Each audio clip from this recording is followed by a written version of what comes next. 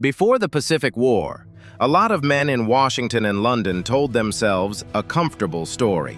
American steel, British engineering, Western pilots, all superior. Japan? Clever maybe, disciplined maybe, but still behind. That wasn't just confidence. That was arrogance. That was racism. The quiet belief that a nation in the Pacific could not possibly build a first-rate fighter on its own. Then came December 1941. Pearl Harbor burned. Force Z went to the bottom. And when Allied pilots scrambled to meet the enemy, something slid in behind them. Fast, light, and impossible to shake. It turned inside them. It climbed past them. It stayed on their neck no matter what they tried. That airplane was not just a weapon. It was a message from an empire. We can reach what you thought we could never touch.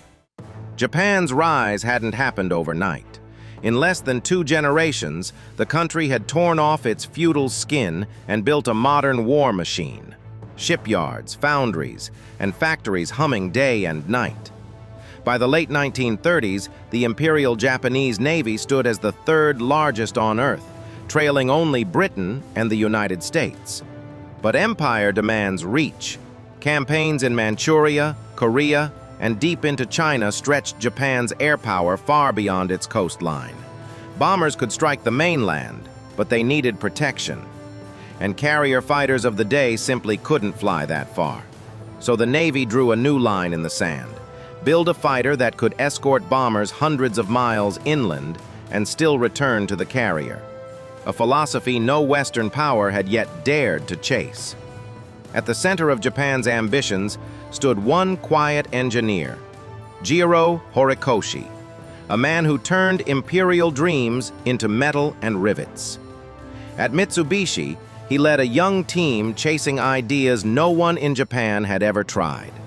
Their first leap, the 1MF-10, was bold. A sleek, all-metal monoplane at a time when most of the world still trusted fabric and struts. It flew fast, until the tail tore away during a dive test. One prototype lost, one pilot gone, and one painful lesson learned. Japan's reach was still ahead of its grasp. Undeterred, Horikoshi's team built the A5M, the world's first carrier-based monoplane fighter. Agile, dependable, victorious over China, yet hopelessly short-ranged. Bombers struck far inland, but their escorts ran out of sky before they ran out of fuel. That gap became a mission. Japan didn't just need to win dogfights. It needed to rule the skies above foreign soil. That was the seed from which the Zero would grow. By 1937, the Navy put its impossible wish list on the table.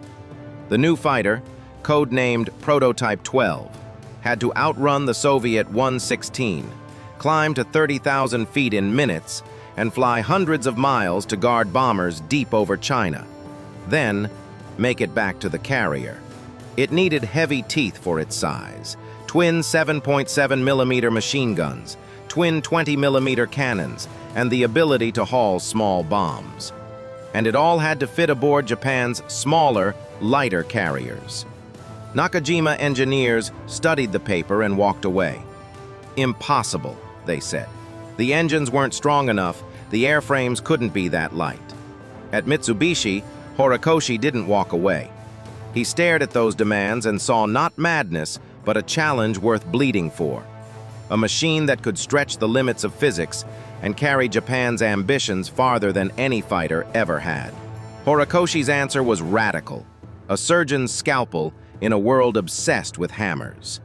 Every ounce mattered, every rivet, every panel, every decision was weighed against one thing: range and agility. He shaved protection to the bone. No armor plate behind the pilot. No self-sealing fuel tanks. Every pound saved was another mile of flight, another second of turn rate. The structure was built from extra super duralumin, a zinc aluminum alloy the Japanese refined from German Zeppelin technology. Light, strong, and precious. The landing gear tucked neatly into the belly to cut drag. The wings were slim, gracefully tapered, yet thick at the roots to hide integral fuel tanks and a pair of 20mm cannons. Even the cockpit was sized to fit the average Japanese pilot. Narrow, efficient, and almost claustrophobic. When the last sheet of metal was riveted, the result was astonishing. A single-engine carrier fighter that weighed barely half of its Western rivals could turn inside nearly anything in the sky and could fly farther than any fighter of its class. By the summer of 1940, a handful of hand-built A6M Zeros were quietly loaded onto carriers and sent to war over China. They weren't prototypes anymore. They were predators waiting for proof.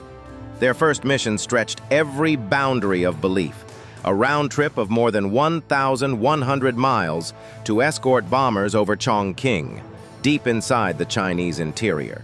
Western engineers would later call that distance impossible for a single-engine fighter. On September 13, 1940, 13 Zeros set a trap. High above Chongqing, they waited for returning Chinese I-15 and I-16 fighters to line up for landing. Then they dove, clean, fast, and merciless. In less than 10 minutes, every enemy aircraft was destroyed.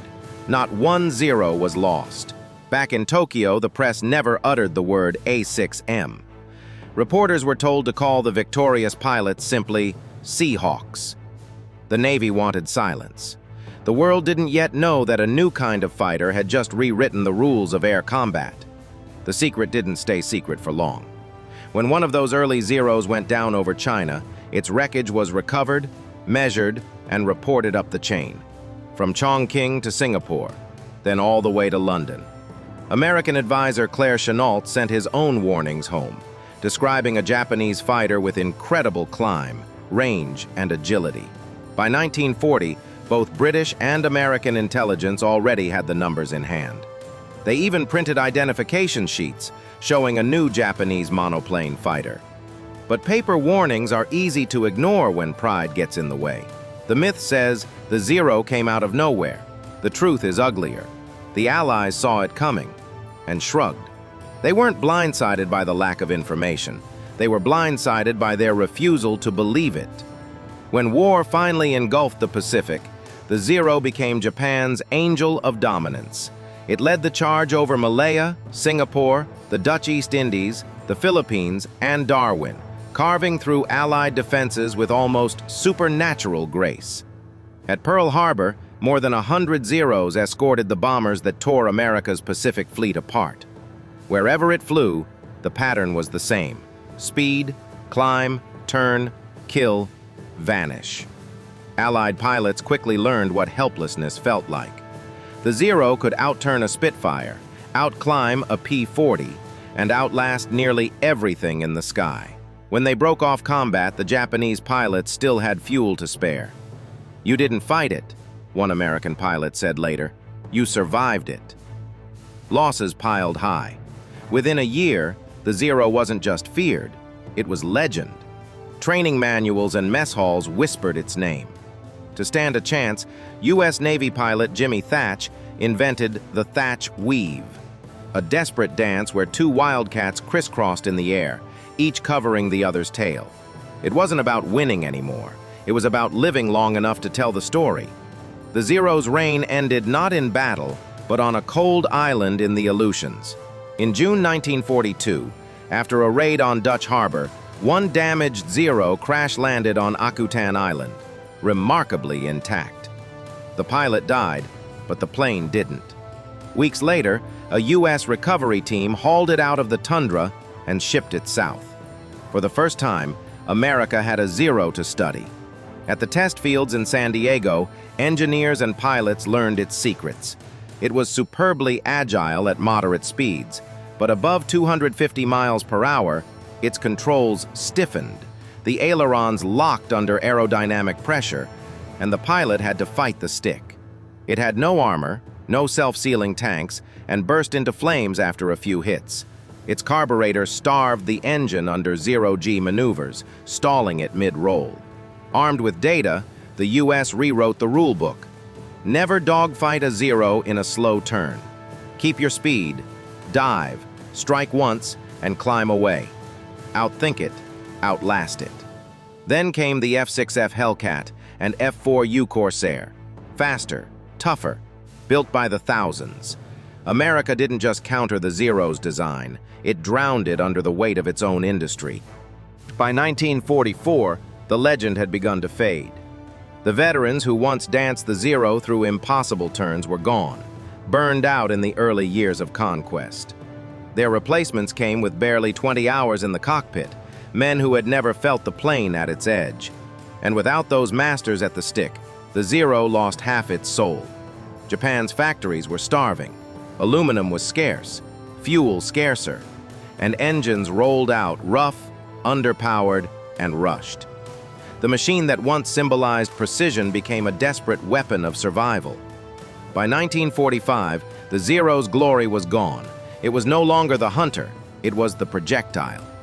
Fitted with a 250-kilogram bomb, it became the steed of the kamikaze, flown by boys told their deaths could still matter. On May 11, 1945, two of them struck the USS Bunker Hill, tearing open the flight deck and killing nearly 400 men. It was one of the deadliest kamikaze attacks of the war, and a symbol of a nation's exhaustion. The Zero, born to rule the skies, was hurled into the sea as a bullet long past its purpose. The Zero's legacy is a quiet warning, written in aluminum and sacrifice. It proved that what feels perfect today can become a burden tomorrow, that a design tuned to its limits leaves no room to evolve. The Allies' arrogance blinded them first. Japan's blinded them later. Both believed they couldn't be outdone, and both paid the price. But beyond the numbers and rivets, the Zero carried something human. It was flown by boys who believed their duty outweighed their lives, who rose into the sky knowing they might never return. Was that courage, or a system built on despair? That's for each of us to decide.